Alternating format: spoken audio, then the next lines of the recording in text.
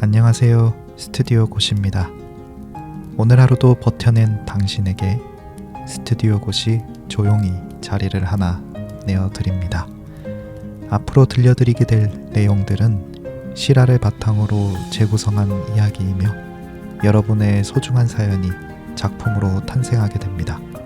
사연 보내주실 곳은 영상 아래 더보기를 눌러보시거나 영상 끝부분에 안내되어 있으니 사연 보내시고 작품으로 따뜻한 위로와 힘을 받으셨으면 좋겠습니다.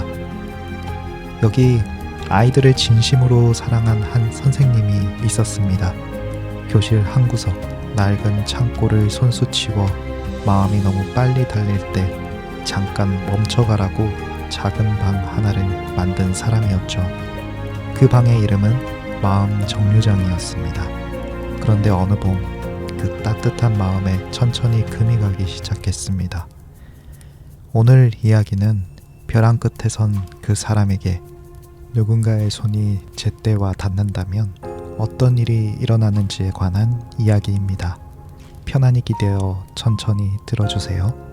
그리고 시작하기 전에 구독과 좋아요, 알림 설정은 콘텐츠 제작에 큰 힘이 됩니다. 리턴 페이지 첫 번째 이야기, 마음 정류장을 시작하겠습니다.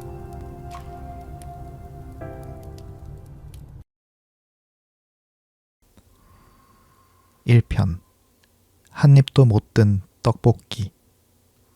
비는 늦봄답지 않게 차가웠다. 서안시의 오래된 골목은 저녁 7시가 조금 지났을 뿐인데도 벌써 어두웠다. 가게 간판들이 젖은 아스팔트 위로 흐릿하게 번졌다. 공정하는 순댓국집 창가 자리에 앉아 있었다. 김이 오르던 뚝배기는 어느새 식어갔고 종이컵에 탄 믹스커피만 손 안에서 미적지근하게 데워지고 있었다. 그는 검정 수첩을 펼쳐둔 채 한 줄도 쓰지 못하고 있었다. 며칠 전 한 젊은 교사가 세상을 떠났다는 소식을 들었다. 임용된 지 채 2년도 되지 않은 사람이었다. 기사로는 짧은 몇 줄이면 끝날 일이었다. 그러나 공정하는 그 몇 줄을 도무지 쓸 수가 없었다. 그는 13년 동안 화려한 특종 대신 골목 안 작은 사람들의 이야기만 들여다본 기자였다. 그래서 그런 이야기 앞에서는 늘 손이 느려졌다. 빗소리가 창문을 두드렸다. 그는 식은 커피를 한 모금 마셨다. 쓴맛이 났다. 사실 그가 사람의 아픔 앞에서 이토록 오래 멈춰서는 데에는 까닭이 있었다. 그 자신도 한때 더는 버틸 수 없을 것 같던 밤을 건너온 사람이었다. 그 밤을 어떻게 건넜는지를 그는 함부로 입에 올리지 않았다. 다만 그날 이후로 그는 벼랑 끝에 선 사람의 눈빛을 알아보는 사람이 되었다. 수첩을 넘기던 그의 손이 한 장에서 멈췄다. 인천 남동구의 한 반지하에 사는 60 넘은 여성의 사연이었다. 석 달치 월세가 밀렸고 집주인이 짐을 내놓았으며 그 후로 연락이 끊겼다고 적혀 있었다. 그 옆에는 별표 하나가 그려져 있었다. 아직 닫지 못한 사람. 그는 그 별표를 손끝으로 한번 쓸고는 다시 수첩을 넘겼다. 수첩의 다른 면에는 요즘 그가 붙들고 있는 취재 메모가 빼곡했다. 아동복지법의 정서적 학대 조항, 모호한 잣대, 훈육을 해도 신고가 들어오면 조사가 시작되고 그 사이 교사는 자리에서 내려와야 한다는 구조, 학생을 지도할수록 민원과 신고에 더 노출되는 모순, 공정하는 펜끝으로 그 단어들을 한 번씩 짚었다. 어딘가에서 지금도 누군가가 그 모순 속에 갇혀 있을 것 같았다. 그 예감은 좀처럼 떨쳐지지 않았다. 그는 턱을 한번 쓸고는 다시 창밖을 바라보았다. 비에 젖은 골목 위로 누군가의 우산이 천천히 지나가고 있었다. 그 며칠 전 공정하는 신문사 회의 자리에서 변학수 국장에게 한 소리를 들은 참이었다. 또 그런 돈 안 되는 거 잡고 있나? 국장의 목소리는 짐짓 못마땅했다. 공정하는 묵묵히 고개만 끄덕였다. 변학수는 누구보다 그를 잘 알았다. 13년을 곁에서 지켜봤으니 이 고집스러운 후배가 화려한 특종 대신 왜 자꾸 골목으로만 파고드는지도 알았다. 다만 직책상 나무라야 했고 그래서 늘 마지막엔 짧게 덧붙이곤 했다. 몸은 챙겨가면서 해. 공정하는 그 무뚝뚝한 말 끝에 담긴 마음을 알았기에 오늘도 묵묵히 자기 자리로 돌아왔을 뿐이었다. 같은 시각 도시의 반대편에서는 서희준이 카메라를 들고 있었다. 한울초등학교 앞 좁은 분식집이었다. 구독자 38만의 맛집 채널 식도시. 화면 속에 그는 늘 그렇듯 에너지가 넘쳤다. 와, 여기 떡볶이 진짜 물건인데요. 국물이 자작한 게 이건 반칙이죠? 그는 능청스럽게 웃으며 카메라를 향해 엄지를 들어 보였다.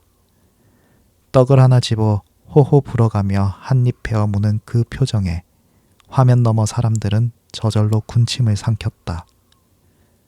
그러나 그 웃음 뒤에서 그의 눈은 가게 안쪽의 한 사람을 자꾸 붙들고 있었다. 창가 구석자리 20대 중반쯤으로 보이는 여자였다.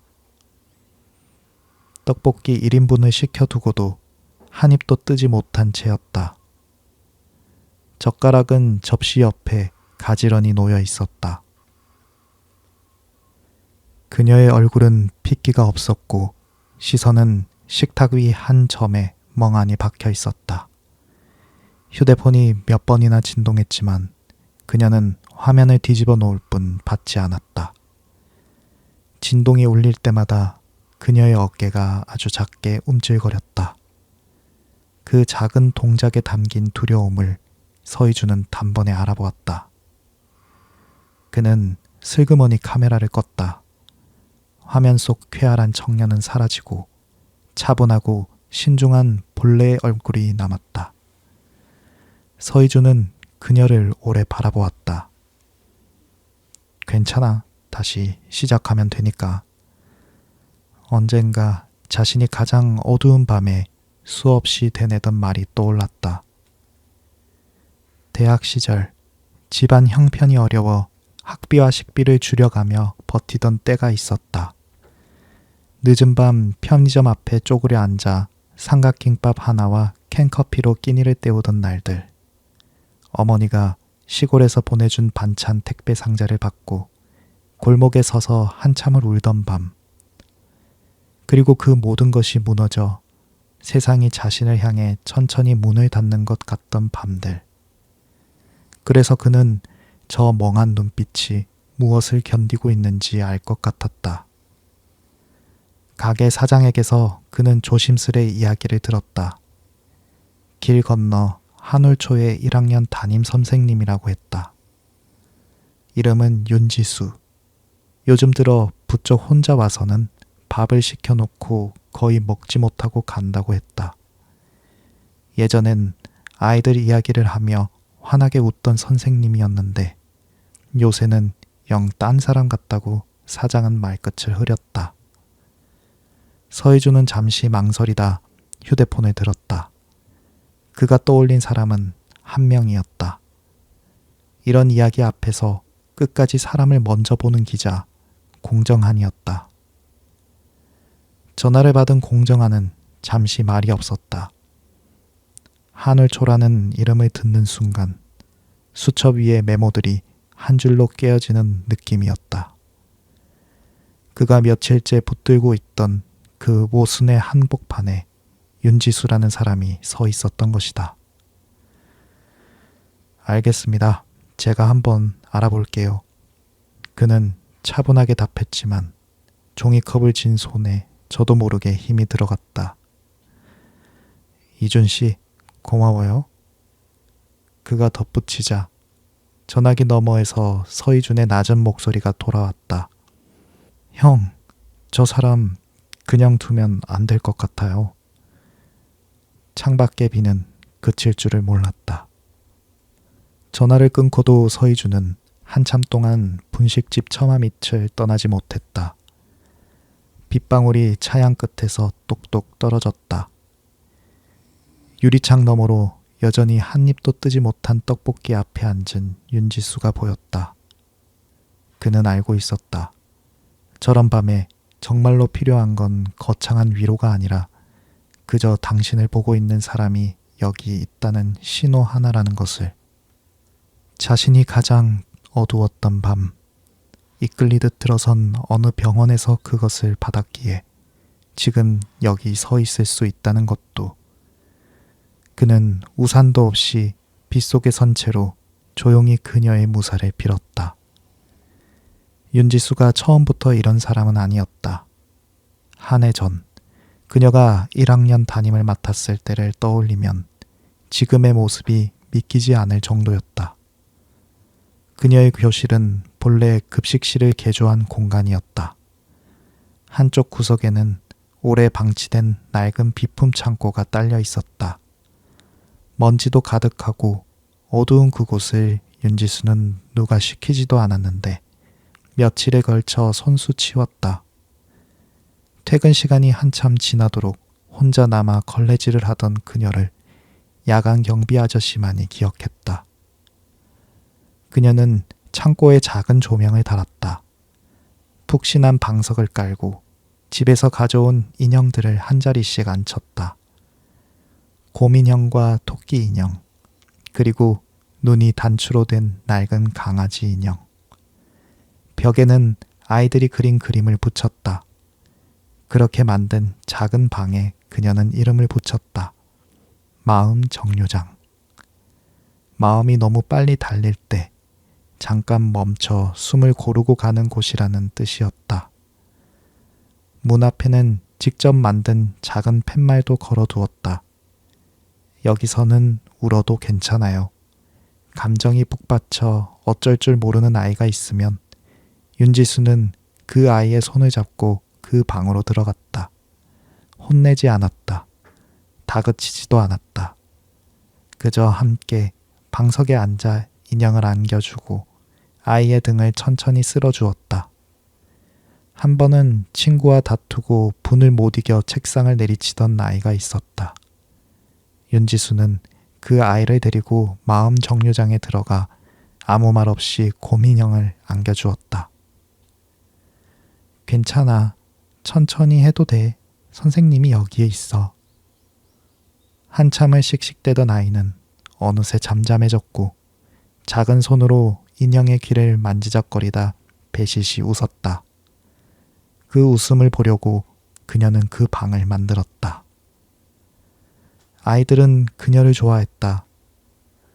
아침마다 교실 문을 열고 들어오는 윤지수에게 달려와 안기는 아이가 한둘이 아니었다. 그녀는 한 명 한 명의 이름을 부르며 눈을 맞췄다.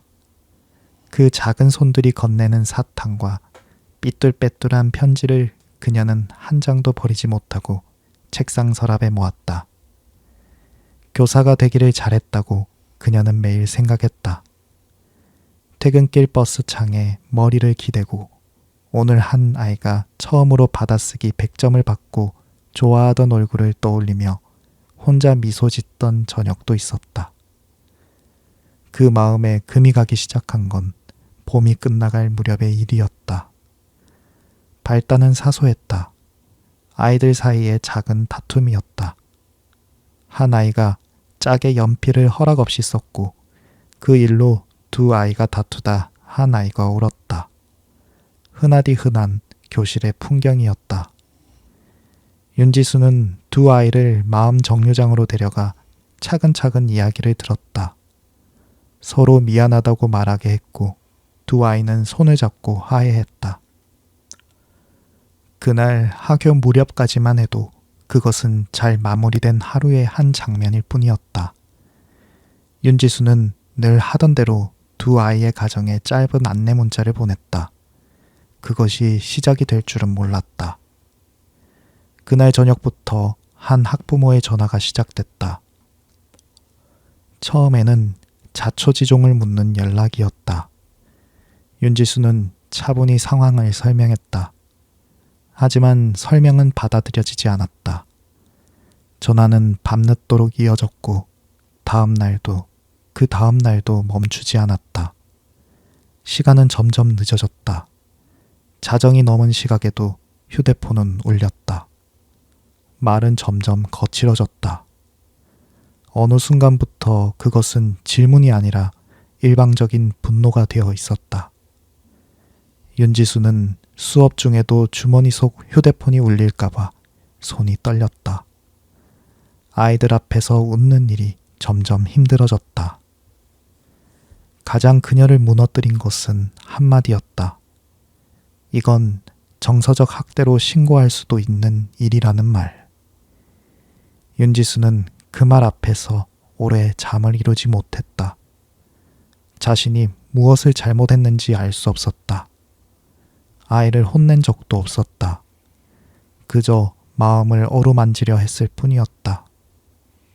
그런데도 그 마음이 학대라는 이름으로 돌아올 수 있다는 사실이 그녀의 발밑을 천천히 무너뜨렸다. 밥이 넘어가지 않았다. 잠을 자도 잔 것 같지 않았다. 거울 속의 자신이 점점 낯설어졌다. 동료 교사들에게도 차마 다 말하지 못했다. 모두가 각자의 교실에서 비슷한 무게를 견디고 있었기 때문이다. 입을 열면 그들에게마저 짐이 될 것 같았다. 옆반 동료 교사가 몇 번 그녀를 살폈다. 선생님, 요즘 너무 안색이 안 좋아요. 같이 점심이라도 해요. 윤지수는 옅게 웃으며 고개를 저었다. 괜찮아요. 좀 피곤해서 그래요. 그러나 괜찮지 않았다. 다만 그 말을 어떻게 꺼내야 할지 알 수 없었다. 모두가 저마다의 교실에서 비슷한 전화에 시달리고 있다는 걸 알았기에 자신의 무게를 얻는 일이 미안했다. 그래서 그녀는 점점 더 입을 닫았다. 가장 위험한 고립은 사람들 속에서 혼자가 되는 일이라는 걸 그때는 아무도 몰랐다. 그 무렵 서안시 금원구청 희망복지과의 사무실에서는 진선미가 결제판을 들고 팀장 자리 앞에 서 있었다. 고미림 팀장은 안경 너머로 서류를 한참 들여다보았다. 이건 규정 범위를 좀 넘는데? 그녀의 목소리는 늘 그렇듯 딱딱했다. 진선미는 입술을 살짝 깨물었다. 알겠어요, 팀장님. 보안해서 다시 올릴게요. 그녀는 펜을 한 바퀴 돌리며 마음을 다잡았다. 고미림은 못마땅한 듯 혀를 찼지만 서류를 완전히 덮지는 않았다. 그 작은 망설임 속에 사실은 이 후배를 믿는 마음이 숨어 있다는 것을 진선미는 어렴풋이 알고 있었다. 옆자리의 송정아가 모니터 너머로 슬쩍 고개를 내밀었다. 또 깨졌어? 진선미는 어깨를 으쓱했다. 깨진 건 아니고 다시 쓰래. 두 사람은 가볍게 웃었다. 깊은 사이는 아니었지만 같은 자리에서 같은 무게를 견디는 동료의 농담은 그 자체로 작은 위로가 되었다. 진선미는 식은 자판기 커피를 한 모금 마시고 다시 모니터 앞에 앉았다. 그녀에게는 한 가지 믿음이 있었다. 누군가의 인생을 바꾸는 건 기적이 아니라 끝까지 포기하지 않는 사람이라는 믿음이었다. 그때 그녀의 휴대폰이 울렸다. 공정한 선배였다. 그녀가 수습기자 시절 사람을 어떻게 봐야 하는지 처음 가르쳐준 사람이었다. 선배는 차분한 목소리로 교사들의 심리 지원이나 교권 보호와 관련해 활용할 수 있는 제도가 있는지 조용히 좀 알아봐 달라고 부탁했다. 진선미는 곧장 답했다. 알겠어요, 선배. 제가 알아볼게요. 통화를 끄는 그녀는 곧바로 복지망과 교육지원 자료를 뒤지기 시작했다. 어떤 문 하나쯤은 분명히 있을 거라고 그녀는 생각했다. 없으면 만들면 되는 거고. 같은 시각 골목 안 회색 건물의 꼭대기층. 페이즈 정신건강의학과 의원의 불은 꺼지지 않았다. 이 병원은 밤에도 문을 닫지 않았다. 간호사 안예슬은 텅 빈 대기실의 조명을 낮추고 따뜻한 차를 우리고 있었다. 오늘 밤 그녀의 근무는 원장이 미리 정해준 것이었다. 진료실 안에서 유아는 창가에 서서 비 내리는 도시를 내려다보고 있었다. 그의 가슴 속에 희미한 감각 하나가 번지고 있었다. 오늘 밤 누군가 이 문을 열고 들어온다. 확신은 아니었다. 다만 오래 외면해온 사람이 마침내 한계에 다다랐다는 낮고 서늘한 예감이었다. 그는 창밖의 마른 나무를 오래 바라보았다. 비는 그날 밤에도 내렸다. 윤지수는 텅 빈 학교에 홀로 남아 있었다. 아이들이 모두 돌아간 교실은 낯설 만큼 고요했다. 형광등 하나가 깜빡이며 미세한 소리를 냈다. 그녀는 휴대폰의 전원을 껐다. 더는 그 진동 소리를 견딜 수 없었다. 그리고 천천히 마음 정류장의 문을 열고 안으로 들어갔다. 작은 조명 아래 인형들이 그녀를 바라보고 있었다. 그녀는 방석에 앉아 무릎을 끌어안았다. 누구의 마음을 어루만지던 방에서 정작 자신의 마음을 어루만져줄 사람은 아무도 없었다. 여기서는 울어도 괜찮아요. 직접 써붙인 그 팻말을 올려다보며 그녀는 소리 없이 울었다. 얼마나 그렇게 앉아 있었을까. 창밖으로 시선을 돌렸을 때 그녀는 낯선 것을 보았다. 길 건너 오래된 골목 안쪽, 외벽칠이 벗겨진 회색 건물. 분명 늘 비어있던 자리였다. 그런데 그 건물 꼭대기층에 따뜻한 불빛 하나가 켜져 있었다. 비에 젖은 유리창 너머로 그 불빛은 조용히 그러나 분명하게 빛나고 있었다. 마치 오래전부터 그 자리에서 누군가를 기다려온 것처럼. 윤지수는 자신도 모르게 그 불빛에서 눈을 떼지 못했다. 그 순간 무너져 내리던 마음 한구석에서 아주 희미한 무엇이 일었다. 저곳에 가면, 어쩌면